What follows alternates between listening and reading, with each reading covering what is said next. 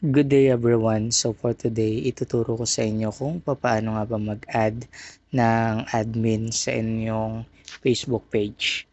So first of all, click nyo yung upper right side.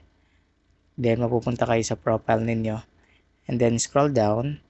And then look for the settings and privacy. After that, click settings. And then scroll down. Now, under the audience and visibility, you will see here the page setup. Click that, and then after that you will see here the page access. In here you can invite people to help manage your page and control who has access to it. So click that, and then you may add new people with this task. So add new, and then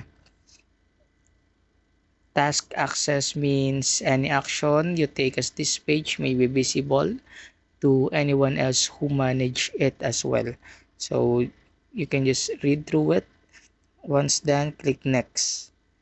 Then you may now search by name. Let's say for example, you want to add another person, this one. So here with task access can manage the following. You can open everything here. Okay. And then after that, give access. And then you need to ensure that you confirm it by typing your password or personal profile password. And then after that, click confirm.